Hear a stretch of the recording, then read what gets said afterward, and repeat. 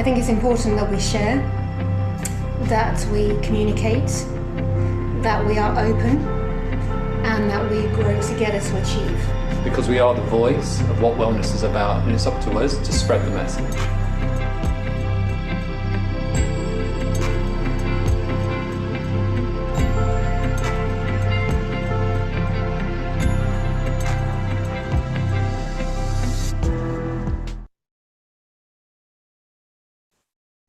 Hello, everyone, and thank you so very much for joining us on day 3 of the World Spa and Wellness online conference, brought to you by the joint efforts of the 4 teams of professional beauty in the UK, Dubai, GCC, South Africa, and India.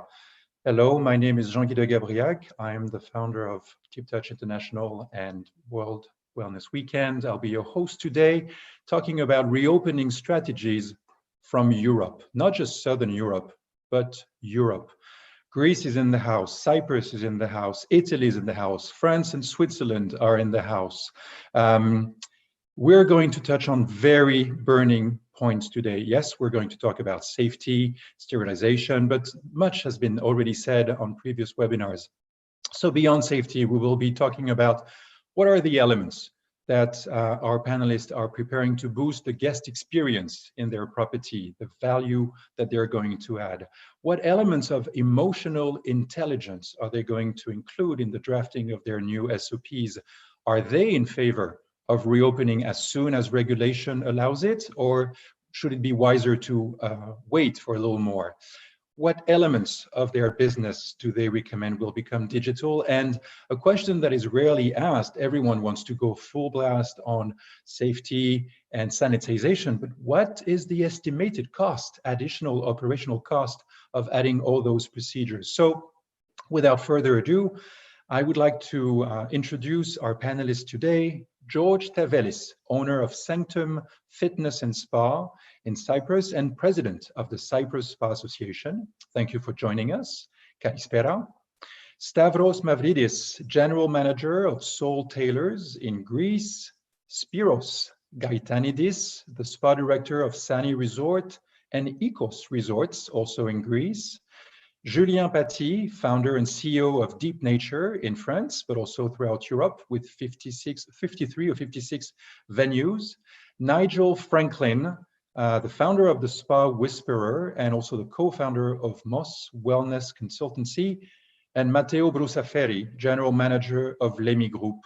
And I would just like to take my hat off, especially to Lemi and Biologique Recherche for being our 2 platinum sponsors, making this set of 15 conferences, broadcast, multicast on 10 different platforms, Facebook, LinkedIn, Instagram, available to all for free. So thank you so very much, Matteo, and also the guys at Biologique Recherche, Pierre-Louis and Rupert, for making it available. Without further ado, let's dive in and let's talk about safety first. A lot has been said already. Stavros, you'll be the first one to take that question, and then George on a few insights also. A lot has been said, and Mark Cohen in a previous session with the hot springs shared a lot of evidence-based research. But Stavros, as we were preparing, you wanted to add some data from Greece, from the University of Thessaloniki. Please share with us. Kalispera, Jean-Guy. Kalispera, George, Julien, Nigel, Spiro, Matteo. Thank you for the opportunity to speak about burn issues for the wellness industry worldwide. It's true that Greece did it very well the last 2 months. And I think that we did it well because we listened to the scientists. And as you said, I'm sure that there are plenty of researches going on at the moment about COVID-19. But I searched the Global Wellness Institute website and I found a very good research back in 2011 about sauna that actually appears to be safe and offers multiple health benefits to regular users. From the other side, the University of Thessaloniki in Greece says that there is evidence-based practices that coronaviruses are not surviving into humid and in hot environments above 35 to 40 degrees. But again, we need to follow all the strict guidelines that the governments or the health ministers will say to us to apply. And as we listened the last 2 days, there are many ways to make our guests use these hydrothermal experiences or thermal bathing areas by dedicated all this area by 1 or 2 persons or maybe a family. Then have a breakdown of 30 minutes to clean and sanitize the area, and then try to control the technical element by using 5 or 6 times per hour the ventilation system. Again, the thermal facilities is not to treat, is to protect us, is to build up a good immune system. But again, we need to follow the guidelines very strictly.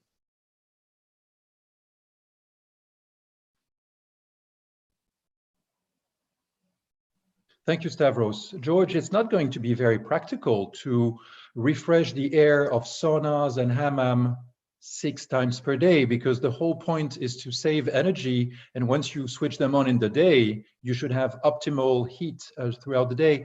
So that's A, that's not going to be very practical. And B, you wanted to touch on a special regulation in Cyprus regarding swimming pools. What is it? Good afternoon, everybody. From the warm Cyprus, here in Limassol today, it's a little bit over 40 degrees, actually. So hopefully it kills everything. Yeah.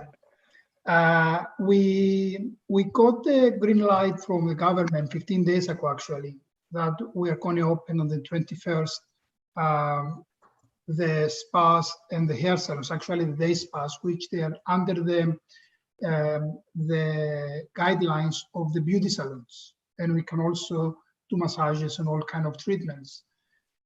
We will open on the 21st, so it's been a lot of, we have done a lot of things during this week. It's been a difficult week in order to prepare everybody to open. The only thing that we will not be able to use when we reopen, because we are not going to open our resort spas and hotel spas, this is going to come in a different stage, I think by the middle of June. At this stage, we're not going to be able to use our changing rooms. So by not using the changing rooms, we will not be able, it's a restriction for us to use the sauna, the heat rooms, and the swimming pool, because we cannot have clients coming into our area without using the changing rooms and entering the saunas and the swimming pools. Coming back to the heat rooms and the sauna, I agree with Stavros that we need to have restrictions and having people getting into the saunas and into the heat rooms every half an hour. But it's very difficult to switch off the saunas and the heat rooms and switch them on. We spend more electricity than having them on the whole day, and sanitizing them and cleaning them is going to be a huge cost. Swimming pools with the chlorine, it's going to be safe, because chlorine is a powerful disinfectant that will eliminate the virus. But at the same time, we need to keep our social distances in the swimming pools, inside and outside. We haven't got the green light for the swimming pools yet from our government, and I think we will do that. They will do that when they open the hotels and the spas within the hotels. Thank you, George. Julien, you have taken a very drastic approach to hydrothermal experiences, and your 50+ venues are really well known for hydrothermal, especially the first one that you opened in Bora Bora with the thalassotherapy, but also the many ones that you opened with Santo Parks, with Pierre et Vacances. You have taken a very drastic approach to say, we'll just close them. Please let us know why. Yeah, first of all, we have already reopened an operation as a test in Tahiti, because it was allowed. And in New Caledonia, also they were not very affected by the virus, so it looks fine. And people are still coming. A number of people were waiting for the reopenings. But as you said, in France, we are the land of procedures and administration, and at the moment it's really, we are in complete fog. It's the twilight zone, we hear a lot from different regulations and procedures coming from the government. One of them is that the regulation could be one person for 4 square meters in a swimming pool. To my mind, it's just not applicable, and we would prefer not opening these areas, waiting for the situation to just calm down for a while. And I think as long as people see that tourism and moreover spas are important for tourism, I think reopening France, first country in the world with tourism, in July is just compulsory. So I think they will have to reopen the pools. But let's say that at the moment, everybody is a bit wondering about scientists, because sometimes you hear black and otherwise other times it's white, you just don't know. So we've just decided to close everything, put everybody on the door and just wait for what's going to happen. Absolutely. Thank you, Julien.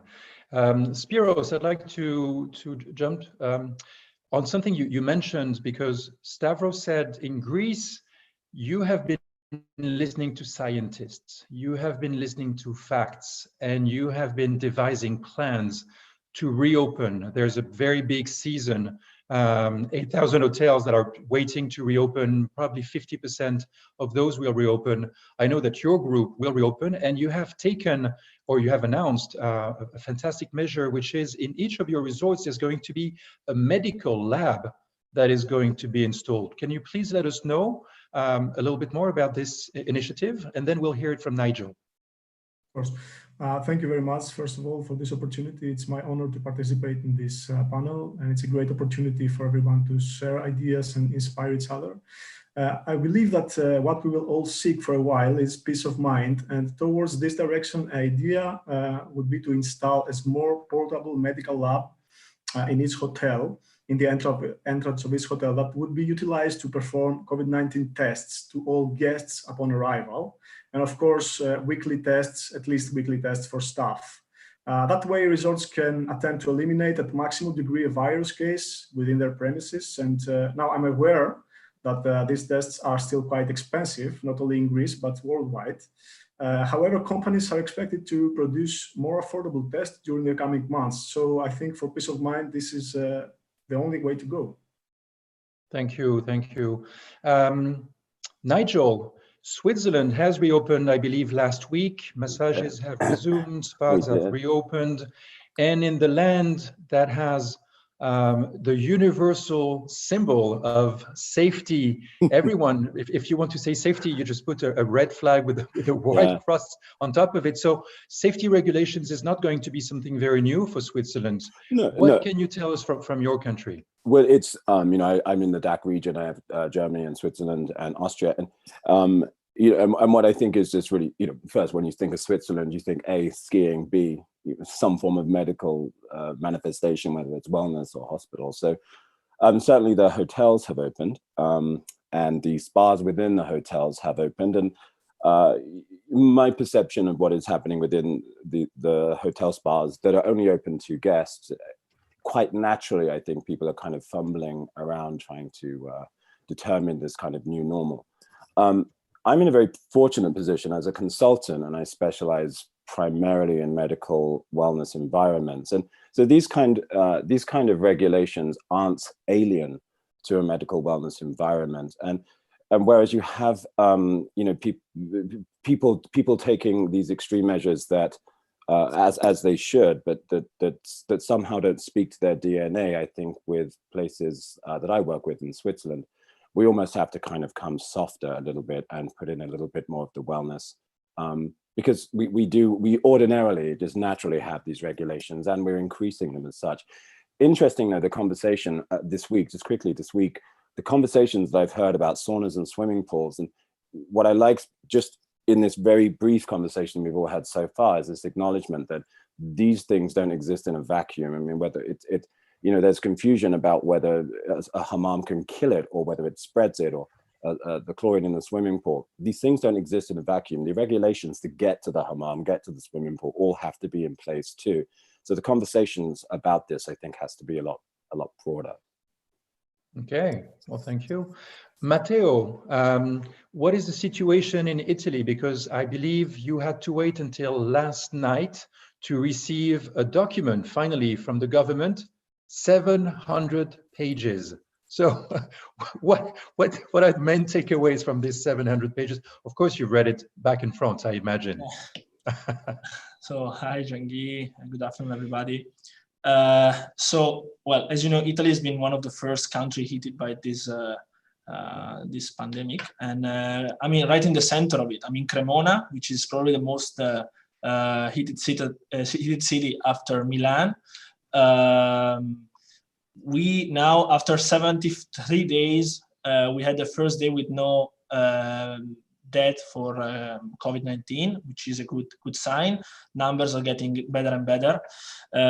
Spas have been closed 2 months ago. They're still closed, but they're going to reopen starting from next week.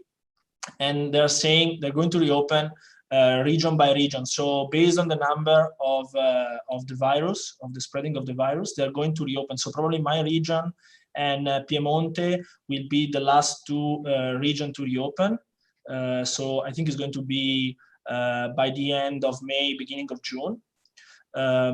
We have a list now of all the procedures they need to do, what they think they need to do to keep everybody safe. So, of course, wearing masks, taking measurement of the temperature, sanitize the treatment room, half an hour between one treatment and another. Where possible, they need to change the whole, need like open windows or refresh the air inside the treatment room. They need to use as much as disposable covers and products as possible. If it's not possible, all the sheets and linens need to be washed with a minimum of 60 degrees. And then we have another, like lots of other rules that we have to put in place to reopen safely. Yesterday night, as you were saying, we received, actually the government went out with these 700 pages, but they're more, let's say, related to the economical help that Italy is going to give to companies and people. There is some interesting point that can help spas as well. We are still waiting some clarification because, as you know, 700 pages written in this kind of political language, which is not so easy to understand at the beginning, especially when it comes from our government and from Italy. I think the situation is very similar to France. So lots of fog, and we need to manage and to understand a bit more of what's happening in the next week. Okay, thank you. I just posted on the chat box to all of you listening, that we will take questions in about 30 minutes. So please use the chat box to write your comments. And in the past sessions, the chat box was extremely active with people posting links, information, resources to SOPs, to guidelines of ISPA or others. By the way, the ISPA guidelines for the reopening toolkit has been downloaded over 70,000 times in just 1 week. So please make sure, and I'll post the link later on, lots of other regulations. And if you are listening to this session on your phone or on your computer because you're connected to Instagram or Facebook or LinkedIn, know that if you want to join, all you have to do is go to the Facebook page of Professional Beauty, whether in the UK, Dubai, GCC, South Africa, or India, you will find links to connect, to register. It's completely free. And then you'll be able to access the Zoom room where we all are, about 160 of us right now, and you'll be able to voice out your questions. Quick question to go forward, because it has been asked a lot. I don't want to dwell too much on it because I really would like to focus with all of you guys who are entrepreneurs, founders, general managers, consultants. I want to dive into the economics of the situation. But very quickly, just 1 minute answer. Spiros, what is your views on body massage with or without gloves? And then we'll hear it from Georges and Julien. Well, 1 minute. According to the Disease Control Center, the COVID-19 virus is a respiratory disease, so there is no real evidence that the virus can be spread by perspiration. It is known that by the whole World Health Organization, but that the coronavirus spreads primarily from person to person due to small droplets from the nose or the mouth. So these droplets can drop on the surfaces, on the massage tables, on the benches, on the tables, on the trays. And as therapists can touch these surfaces and after touch their eyes or nose or mouth, it's very possible that if the person that coughed or sneezed or talked and dropped the droplets, if it was infected, then yes, it may be dangerous for the therapist to get infected. However, it is something to decide by the company, because it's very important that the therapists keep their safety, but at the same time, the convenience of guests should be of top priority. So the suggestion is that everybody should be washing their hands regularly with soap and water and clean with alcohol-based hand rub. And if needed, then yes, they should wear gloves, but only in cases that guests are not allowed to wear a mask, like in facial treatments, or in cases that the guests cannot respire properly. Because it's worth mentioning that therapists wearing gloves can make guests feel more secure and relaxed during a treatment. And relaxation is a very important factor in our operation. Thank you, thank you. George, what's your take in Cyprus as the president of the Cyprus Spa Association about massage with or without gloves? Okay, we recommend, first of all, to have a good training for our therapists to follow the proper steps for medical hand hygiene, both before and after the treatment. And this ensures risk-free body massage without use of gloves. This is what we recommend. The additional measure that we have recommended for our spas is to use and to apply the 50% room occupancy. For example, if a spa has 10 treatment rooms, they have to use only 5 of them. So a therapist can be assigned for 2 treatment rooms at the same when they have a treatment during the day. So if they are doing a treatment in treatment room 1, they finish with their client, they have to move to the second treatment room for the following client. So the cleaner can go in, sanitize the place, open the window, and the room will be ready for the therapist to move on after the treatment to the first treatment room. So this will make the guest and the therapist to feel more safe entering in a room, instead of watching the client coming out of one treatment room and the next one will go in. Thank you, George. Thank you. Julien, what's your take in France and in your deep nature spas? There is no evidence that it's better with the gloves, because scientists in France, some say that it's good, and some others say that gloves are concentrating maybe the virus or whatever. So we don't want any fight on this, because we have 53 operations in different countries. So we're just prepared to use the gloves when the customers want the gloves. Of course, it's not, for me, it's not satisfying, because of course, it's a spa is a matter of contact, so it's not very satisfying, but we will use the gloves if required by the customers or the staff, because there might be also an issue with the staff,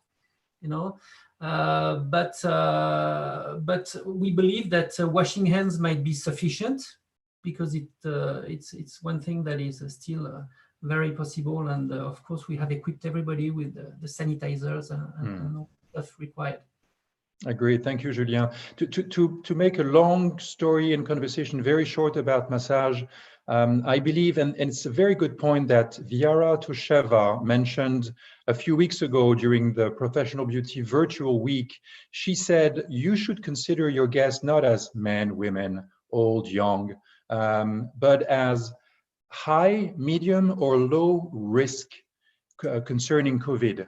High risk will be the people who maybe have lost someone. We see statistics, hundreds of thousands, soon 300,000 people dead from COVID or other related comorbidity. So people have lost, or people have contracted the virus and recovered. These are the high risk level guests that you will receive, and they will want super protections. They will want to see your staff washing hands twice or 3 times, just to be sure.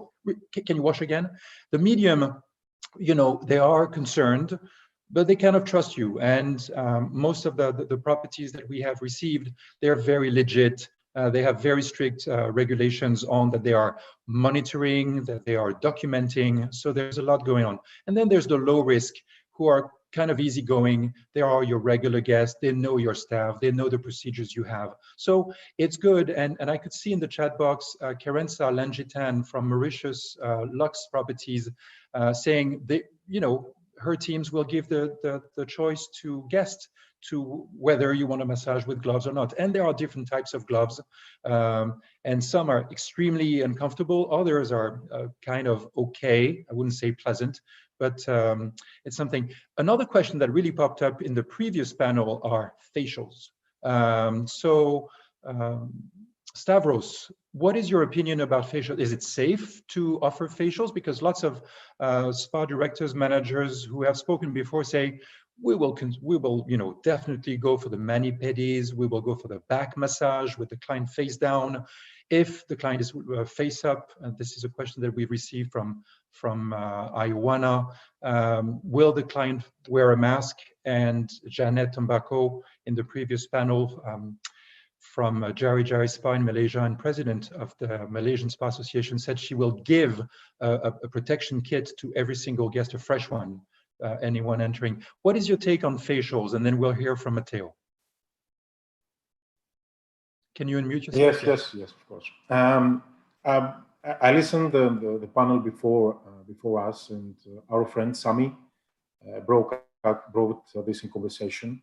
And I strongly believe that, you know, wellness centers and spas are spaces where the trust between the guest and the therapist is on a high level. So I think that if all the measures were taken before the guest taking the plane and come to Greece or to Cyprus or to Italy, then I think that the therapists, the hotel, will take all the appropriate measures to provide the right treatments to the guest. Of course, we all have to adapt, redesign our menus, redesign our SOPs, and I believe that with all the measures and all the equipment that we have in our hands, I'm sure that we'll minimize 100% to conduct the COVID-19 during the treatment. And I believe that, yes, to wear a glove is not a solution. I think that the touch needs to be there. And concerning facials, I think that there are a lot of products and procedures that we can make a safe treatment for all of us. Agreed, Stavros. And as we can see from the chat box, very active. People are saying no gloves. But, you know, it's also good to respect the level of anxiety of the guest and say, well, you know, it is an option. It's there.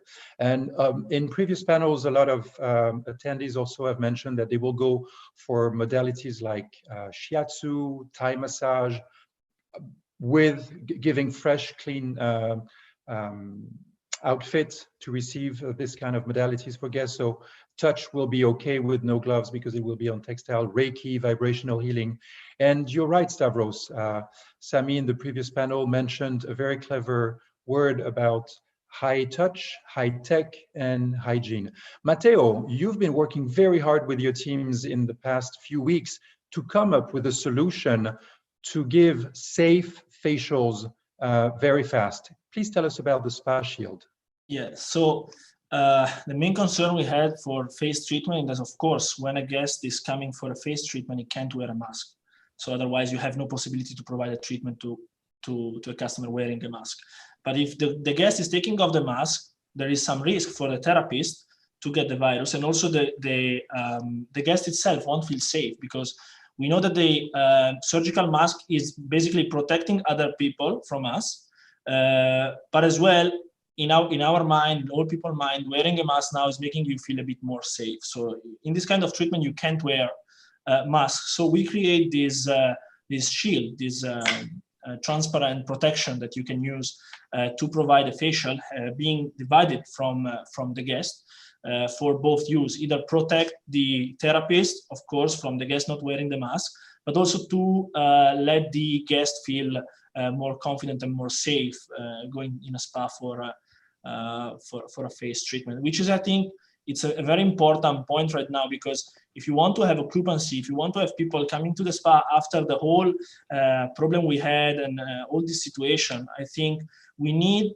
to feel the customer safe to go to a spa. I mean, people need to understand and to feel safe when they're going to a spa for every kind of treatment.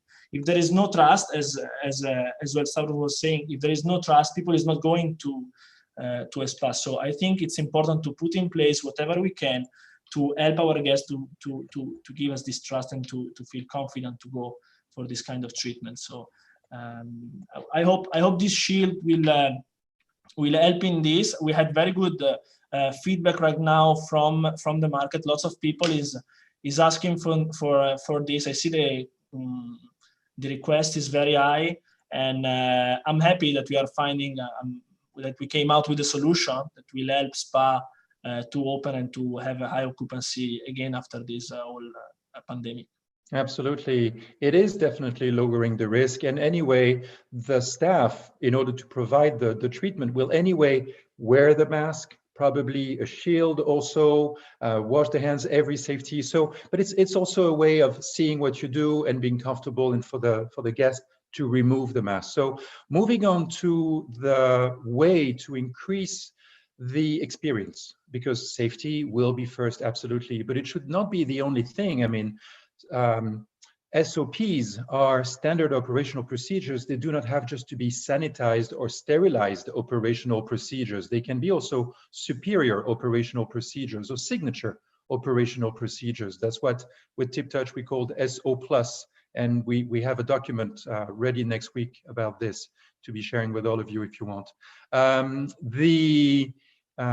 George, in Cyprus, what are key elements that you are recommending to implement? And some of them are linked, I believe, to corporate social responsibility. You mean what elements we have to add on our standard operation procedures? Yeah, to boost the guest experience. You didn't mention on inspiring outdoor treatment areas. Yes, it's okay for me. At this moment, at this period, the reopening period, I cannot say that there is a wow factor that we can do for our clients, but the boosting effect that we can have is connecting with our clients, listening to our clients, attending their needs, and empathize with them. On top of that, here in Cyprus, because of the lovely Mediterranean weather that we have and the warm temperature and the guaranteed sunshine, especially at this time of the year, we will be able to, for our resorts, to create outdoor treatments as well as relaxation areas outdoors, and areas, quiet areas, tranquil areas, and people will be feeling more free and safe while they're doing a treatment outdoors. And to attract, we recommended this actually to all of our spas under the Cyprus Spa Association, is to attract new clients or existing clients. They should offer free outdoor group meditation classes, some stress management programs on a daily basis. And by utilizing the outdoor environment, I think it's something that will make our clients, especially the clients that they come from abroad, to feel more safe. Thank you, George. Nigel, you'd like to add something on this, and then we'll hear from Spiros quickly. Yeah, just quickly as we kind of move forward, I think it's really clear, or it's important for everyone to be clear that, you know, yes, we are defined by how we respond to the global pandemic and C-19. We are defined by how we respond to it, but we're also defined by how we evolve from it.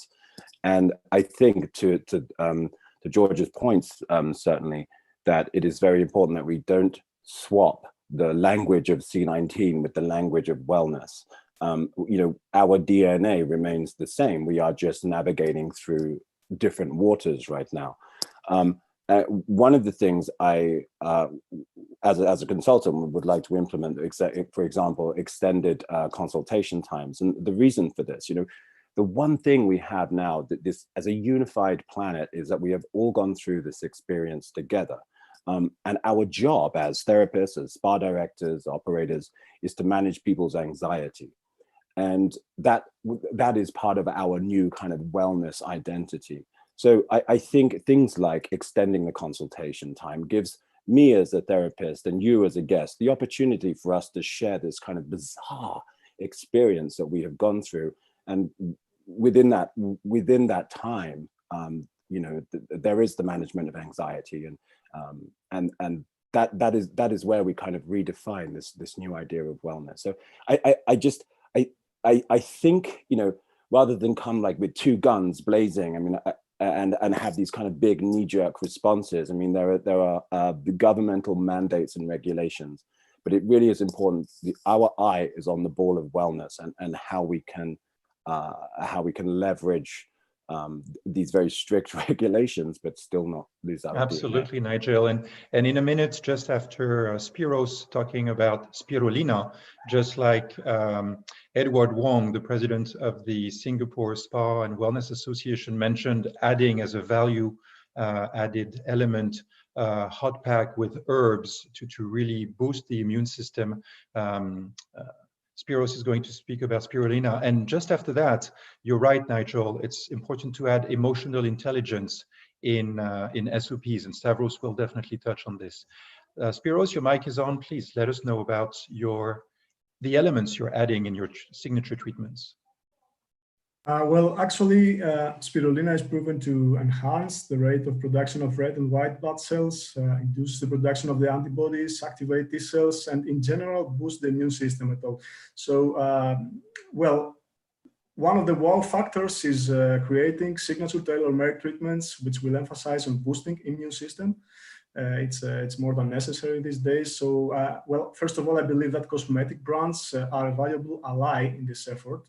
And they should be in close cooperation with the spa managers and be able to create some unique distress treatments and skin distress treatment mostly. In Sani and Nikos, we are lucky to have Ansemonet as an exclusive brand. And they have been with us closely since day one. And we've been already creating a series of treatments aiming to boost the immune system, and the main ingredient in these treatments is spirulina. It has always been in the company's philosophy, but now even more than before, it's very important to include elements like this in more and more treatments. Well, as we may know, the skin intervention is extremely dense and reaches the most superficial layers of the epidermis. And it means that there is a close relationship between our skin and our nervous system. So many neurocondense cosmetic products are supposed to modulate the nervous system functioning of the epidermic level, and the new approach of skincare products which manage to decrease stress in the skin. And some Ansemonet products also like I don't know if you would like to mention some Express Radiance ice cubes, Express Radiance ice cube for the eyes, the super active cream, the contour serum. They are formulated with tephrolin, which is an extract of Tephrosia puputea, the wild indigo, as widely known, which stimulates the release of beta endorphin, providing the skin with a feeling of well-being and therefore restoring the normal skin functions. And as I said, there are many other products that the cosmetic companies can research and include in their protocols. And it's a very unique opportunity to come in close cooperation with the companies and to create something unique. Thank you, Spiros. And you just gave a perfect example of what the therapists really need to be comfortable with. I know they're great non-verbal people, not all of them, but most of the therapists or estheticians, they're great with their hands, they're great with their heart. They're not so comfortable about recommending products. Well, now is the time to fully know the products that you have, the benefits that they deliver, so that yes, it's nice, it works.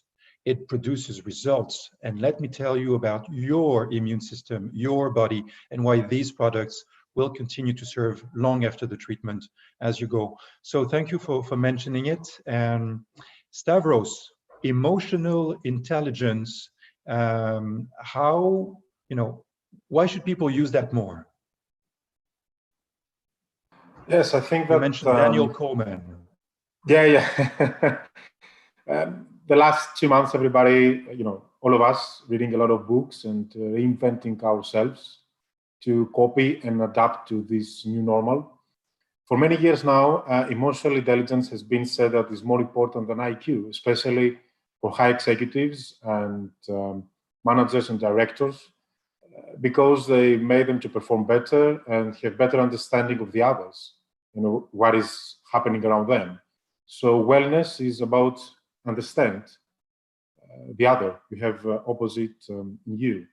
And as you said, Daniel Coleman, a psychologist and very well-known author, describes 5 components critical to emotional intelligence, which is self-awareness, self-regulation, social skills, empathy, and motivation. For sure, all are important, but I think that we have to be focused on 2 of them. And to my point of view is the self-regulation and empathy. I think that self-regulation is all about expressing your emotions appropriately.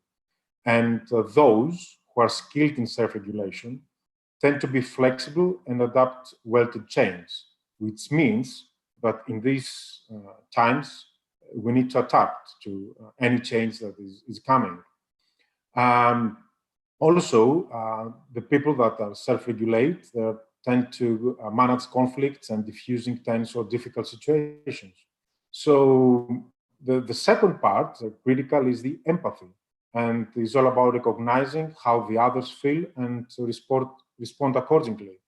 Both elements, I think, will definitely need to be included to the new SOPs in order to make the therapist feel confident from the other side, from one side, and the guest, they can see that there is someone that really cares about them. And as said Nigel, we need time to understand and go deeper on that and heal. Thank you very much, Stavros. We're moving forward in our session, and we will be taking questions in about 10 minutes. And I see that there are already a few questions that have been asked. So thank you so very much. If some of you are joining us now on Instagram or Facebook or LinkedIn, please make sure to register so that you can join the Zoom room in which we are. There's an increasing number of people joining us so that you can also ask your questions. Julien, you're next. Let's evaluate, please, the cost of additional operational safety and sanitation measures. We're talking about providing a kit with maybe a sanitizer. I mean, some operators are thinking of giving directly to their guests when they arrive a kit with a mask, with a small sanitizer bottle. Your therapist will need to wear PPE. There will need to be a 20 to 30 minute turnover. What is the cost that you estimate for that? And then we'll hear from George and from Stavros. Yes, thank you. We have already made procurements to restart our operations, and we know that estimation is between 2 to 3 euro per customer for a sanitizer, facial mask, for instance. But also for staff, equipping all the staff every day, changing the gear every day is about 7 euro per staff. It might not mean that it's a lot of money, but as far as we are concerned, we have 500 staff in all our operation, and it means that it's over 1 million euro per year, so it's big money. Talking about the lead time in between the treatments, to me it looks impossible, because that would mean say a lead time of 30 minutes in between the treatments is something like 300 euro per day lost in treatments. With the with the minimum, the percentage of occupancy that is forecasted now, which is roughly 50%, it looks for us, because we have many operations, it looks difficult. We'd rather in our company wait for the situation to calm down, for people to calm down, for people to be reassured, in order to start probably in July with better figures.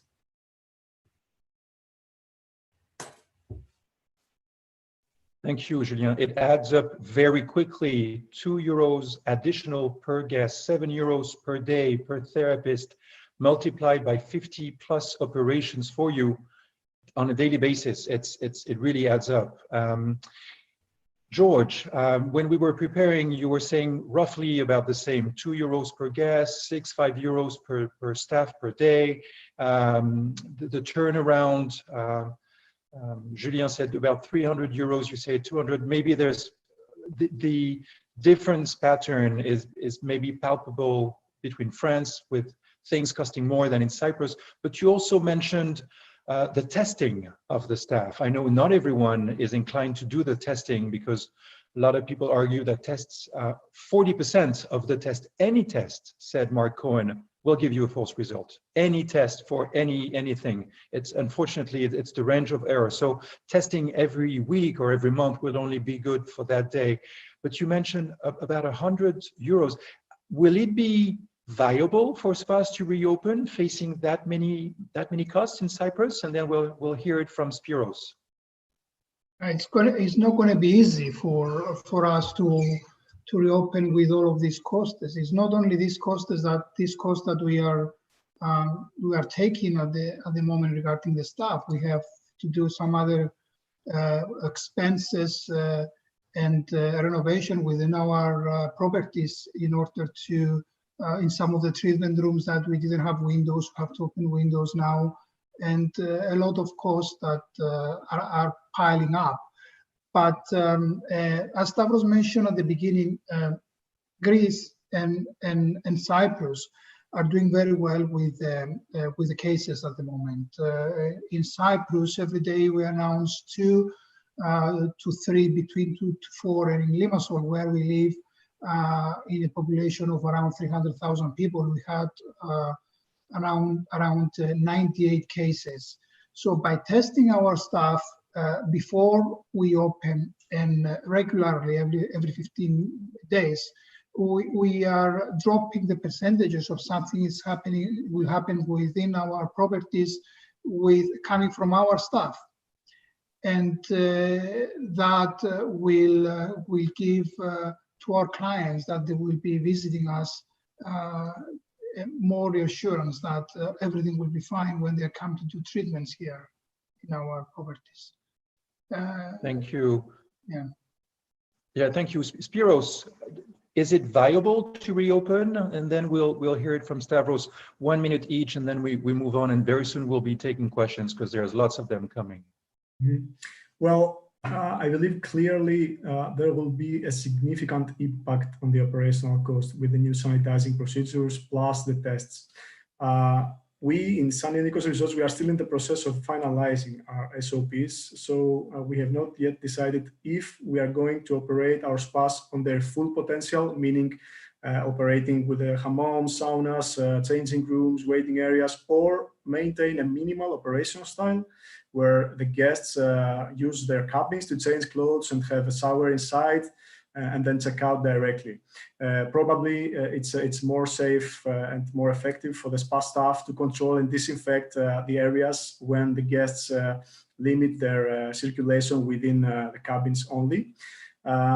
but each of those options implies a different impact on the operational cost. However, there are some fixed factors, such as the purchase of sanitizing equipment or the performing of regular tests, which is quite costly, as I mentioned before. And given that the hotels will probably operate with a maximum occupancy of 50%, and we will have to reduce the occupancy of the treatment cabins due to sanitizing procedures and gaps between treatments, I believe that at the end of the day, the commercial margin of the spas is expected to drop by 5 to 10%. It's a rough estimation and needs to be defined with clarity as soon as the new way of operation is finalized, but I think it's going to be severe.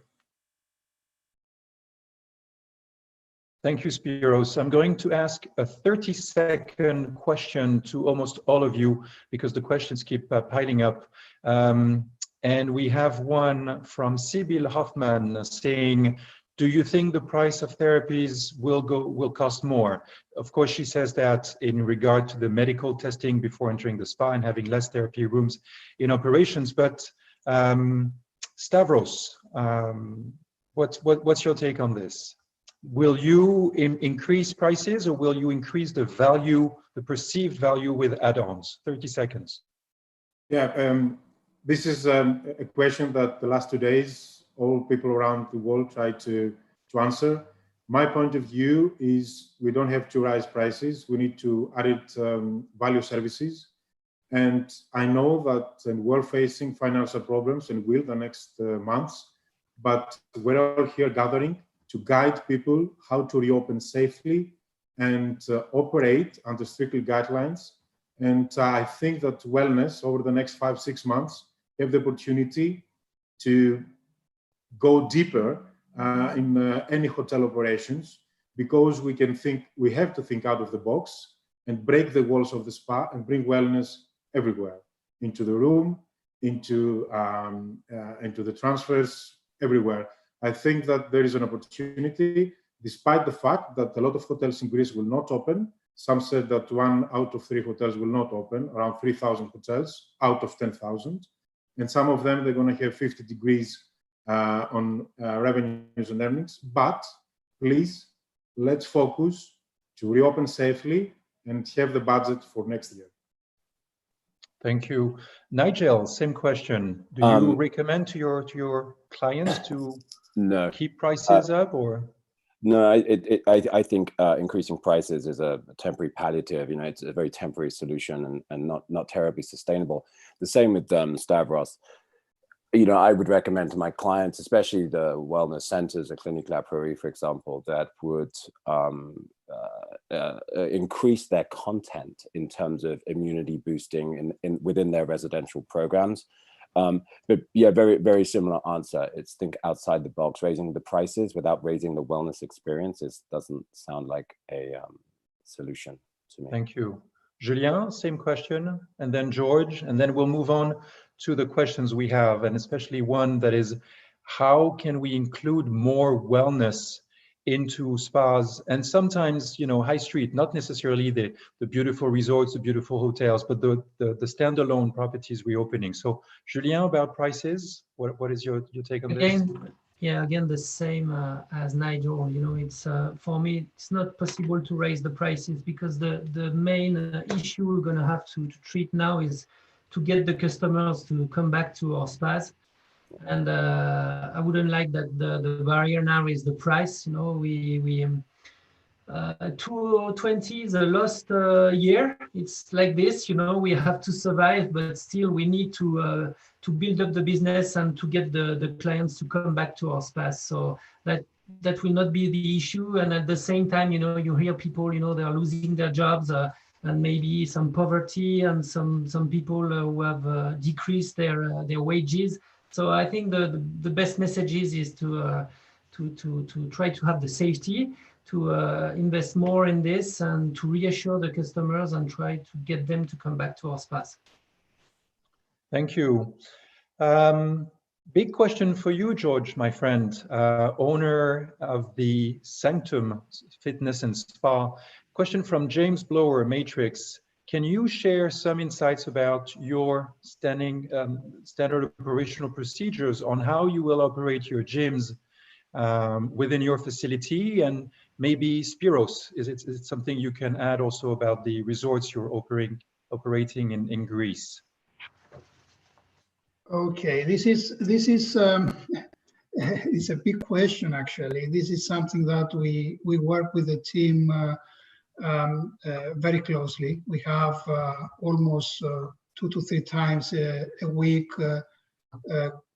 conference call with my instructors and generally with a lot of people within this the fitness industry in Cyprus.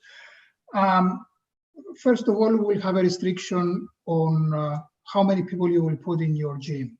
And here in Cyprus, we hear it's not official, but it's going to be almost 8 square meters per person. So we need to do 2 things.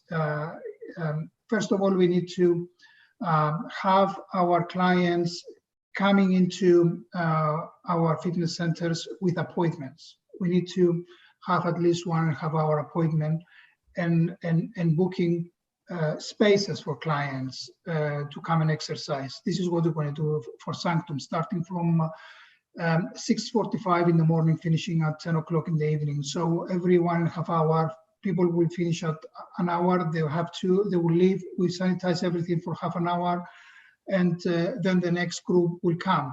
And people will be able to exercise at least 3 times a week. If we have space, we can accept people to exercise more than 3 times a week, because we're working during the weekends as well. We will have at the first 2 weeks some restrictions for the changing rooms, and we have to face that. We will see if people will come, exercise, and leave.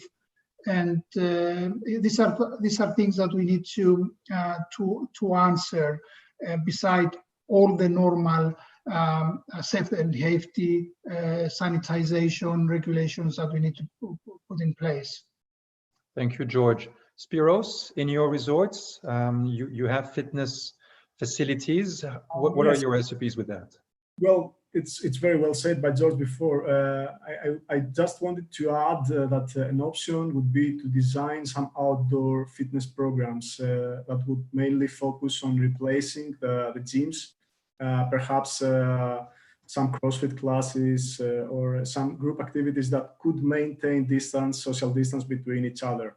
I think that operating the gyms, especially in hotels with high volume of guests, like 1,000 or more, it's not going to be very well, because you cannot accommodate everybody. And I mean, how many can you put in a gym of 100 square meters per day?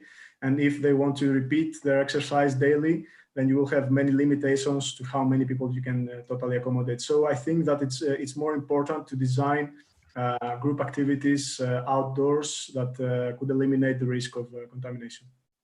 Okay, Stavros, something you would like to add before we move to the next question with Julien, talking about spa shifts? Yeah, I think that the fitness in general needs to be redesigned with all the companies all around the world. As the Global Wellness Summit, with this big survey of physical activity, I think that we need to listen to the companies and, of course, support and help them to create new innovative products and redesign the whole places that at the moment the gyms are placed. Because we're often going into the gym and most of the hours are empty. And I think that the technology over the next years will play a major role. And I think that a couple of companies like Active Solutions from USA, they're bringing up new innovative solutions for personalization by keeping the social distancing. New products are coming and we need to be considered and redesign our spaces. Thank you, Stavros. Julien, a question from Didier Levieux, who's been very active. He has many questions, but one that I would like to pass on to you.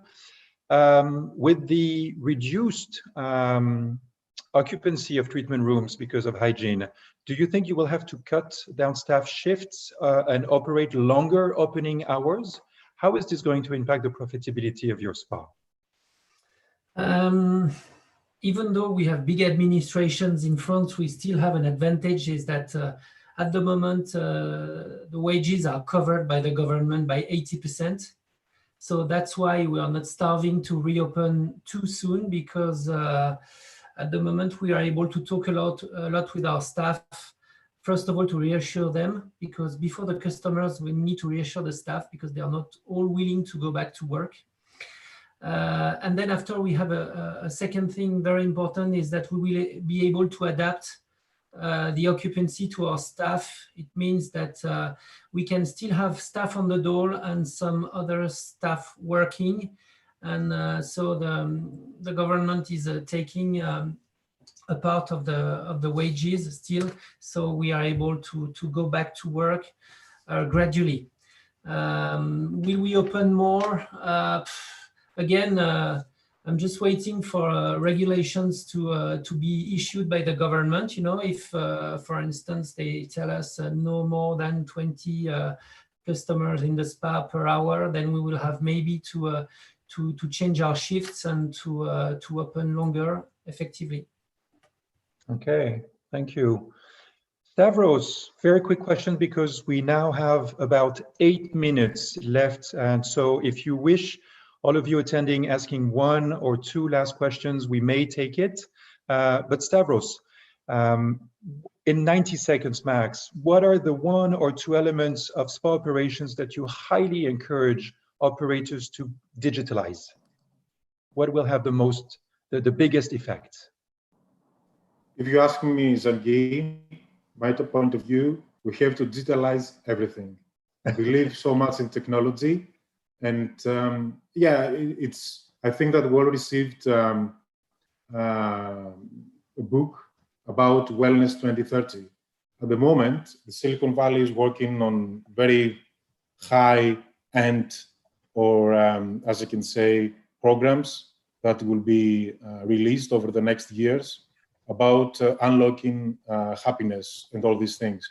But before going to there, I think that as we work in our company, I think that the consultation form, the online booking, for sure needs to go digital 100%. We are all get used the last years to book air tickets, taxi, to have our food through our mobile devices online.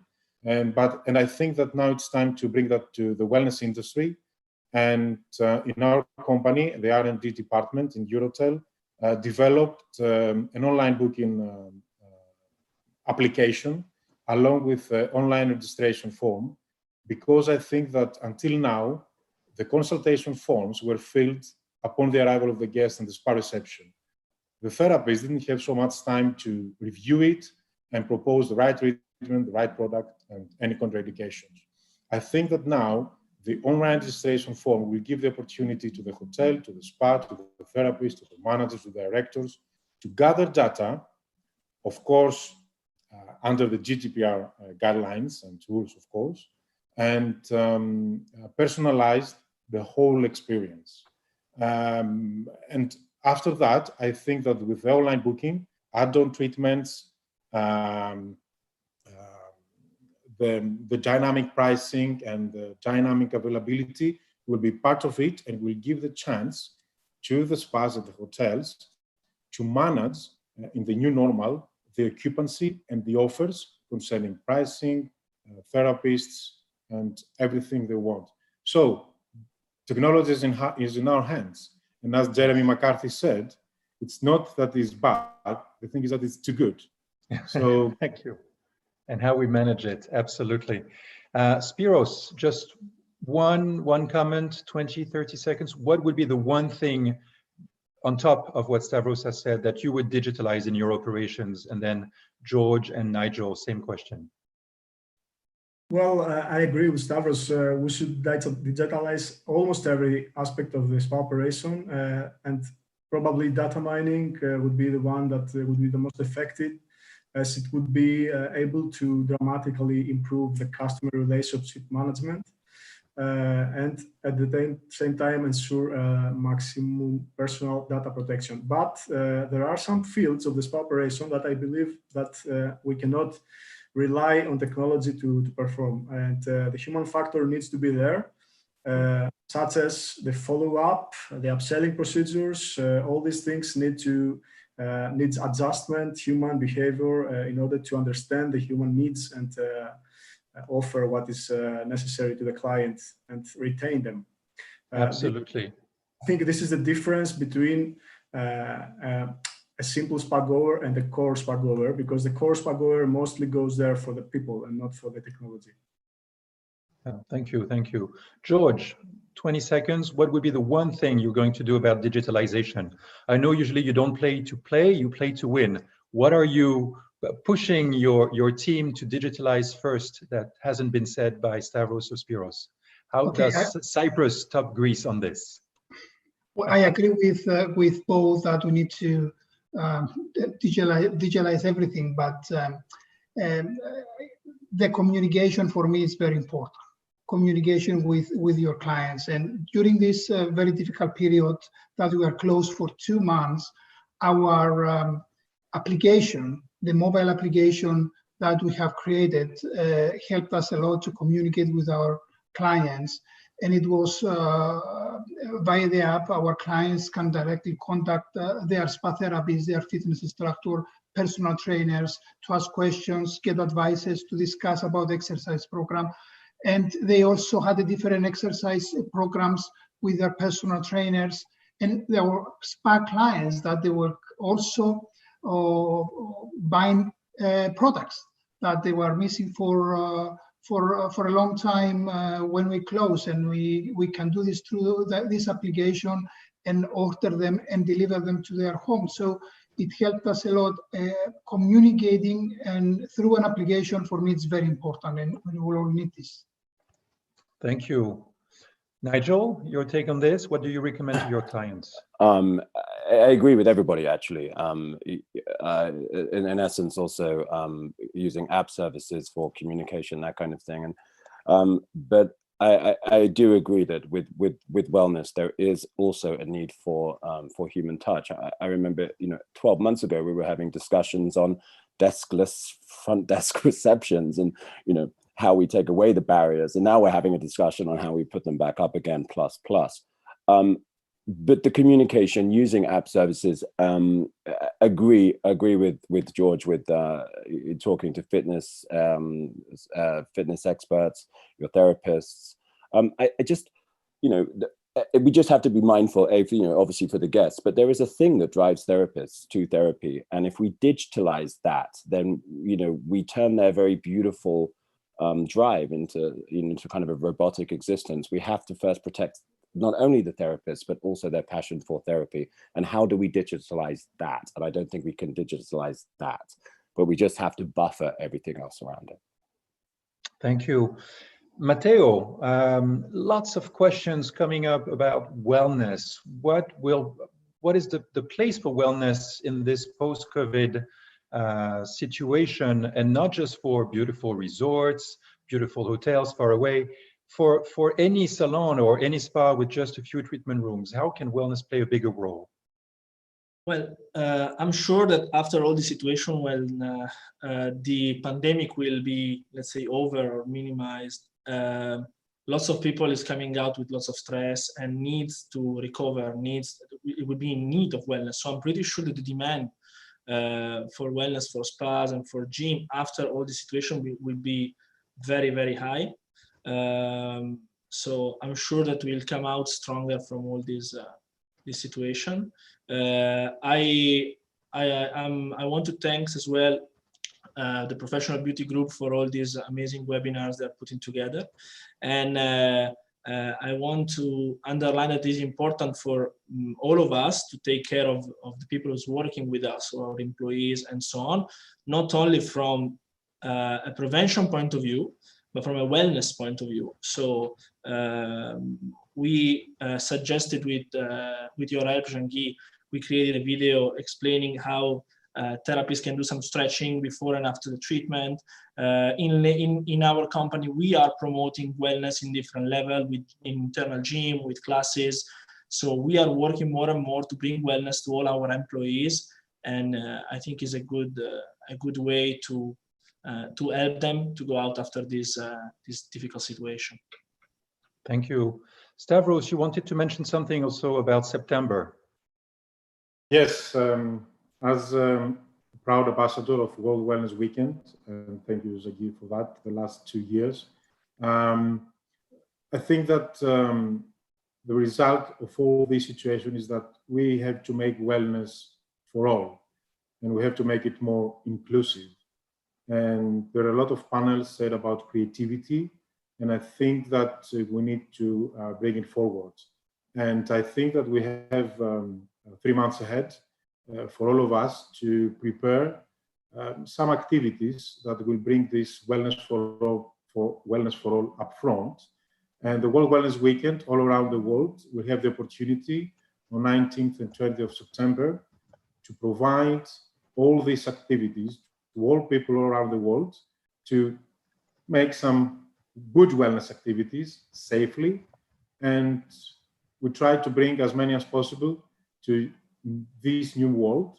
And thank you for this opportunity to experience all these projects. Thank you so very much, Stavros. It will be a nice marketing tool to promote and attract guests to do more wellness into their lives. Thank you very much. Just before we conclude, and our panelists have just one word to share about how do they keep hope in this situation? What does make their heart sing? Just one word, all of them, as our panelists think about that, and this will be our concluding thoughts. Please make sure, all of you attending on the Zoom room, that you can, at the bottom right corner of the chat box, there is a small square with 3 dots in it. And if you click on it, it says, record the conversation. It will not be the conversation we had, audio or video. It will be the conversation in the chat box. And if you click on it, then it will save every link that has been shared so far, information. So Nigel, you'll be the first one to say one word about what makes your heart sing and what keeps you hope. Then Julien and George. Opportunity. Opportunity. Yes, because you did mention that the Chinese symbol for crisis is? It's 2 characters in the Chinese word for crisis is 2 characters. One character means threat. The other character means opportunity. That's the word for crisis. Together, once again, yin yang, not yin and yang, yin yang. Yes. It's a symbol of Tao, night and day. Absolutely. Julien, one word? One word. Or 2 if you want. I mean, French people, they cannot have one word. You must have 2, Julien. No, I'm optimistic for the future. Of course, 2020 will be difficult, but I think we are in the real trend of disconnecting people, digital detox, and giving space to people, reeling them to nature. And I think wellness is the right trend. Thank you. George, my friend, one word or 2 from Cyprus, sunny Cyprus. If you can unmute. And then Spiro, Stavros, and Matteo will have the final word. George, you're on. For me, it's very important of listening. Listening for me is it's everything about wellness. If you are not able to listen to the people that they're coming back to us with changing their lifestyle, especially at this moment that they are being locked in their homes and they have so many concerns. We need to empathize. We need to listen to people in order to give them what they need, to give them something to take back home with them.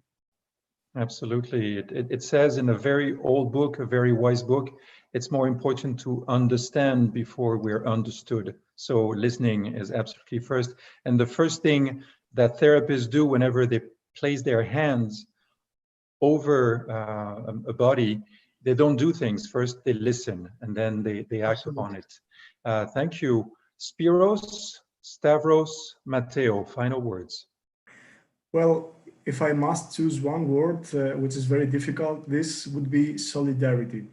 And this is because what I've seen during these 2 months is that people have not been so close to each other without being physically close to each other. And they kept sharing information, ideas, optimistic views. And this is something that really blew me out, because this is the hope of humanity, just being there for each other. Thank you, Spiros. Stavros, my friend. Yes, I think one word is, for me, is adapt. And as one of very famous people, Stephen Hawking, said once, is intelligence is the ability to adapt to change. So I think that humanity, all these thousands of years, adapted, and at the end, we prevail and go forward. So many things to come. So stay creative, stay healthy.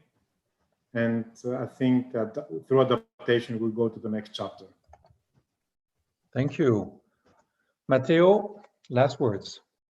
So I would say together. I think together, as everybody's saying now, together we are stronger, but also together as a team, nobody can beat us. I think nothing can beat us. So I think if we all play together and if we all stay together, of course, we're keeping the distance now because we have to, we'll come out stronger from all this situation and have a better future for all of us, for wellness and so on. Thank you. Heartfelt gratitude to all of you, Matteo, Nigel, Julien, George, Stavros, Spiros, and all of you who have chosen to spend the last 80 minutes of your life with us, listening to insights, best practices. Especially thank you, Emma, in the background, Managing Director of Professional Beauty GCC, Andy, Chloe, all of you, because Matteo said together we are stronger, and this is definitely a motto of Professional Beauty. So thank you, Professional Beauty, for combining the efforts of 4 teams in UK, GCC, South Africa, India. Thank you, Lemmy, for being the platinum sponsor and making this all these sessions accessible for free to everyone, and Biologique Recherche, also our second platinum sponsor. We are exactly on time. It's been 78 minutes. We had 80 minutes. Thank you so much. There's one more session starting in about 40 minutes with the United Nations Global Sustainability Index Institute, a fabulous doctor from Australia, Manuela Boyle, also Gareth Presch from the World Health Innovation Summit. Don't miss that if you want to understand how our industry can be relevant after COVID-19 and how we can be the second wave of responders, owing so much to the healthcare practitioners, doctors, nurses. We can be also the standing ovation that we have been waiting for to boost immune systems and to make this world well again. Thank you so much. Thank you, Jean-Guy. Thank you. Thank you very much. Thank you. Thank you very much. Thank you. Bye, Thank you all. guys. Thank you. Bye. Bye. Bye-bye. Ευχαριστώ πολύ.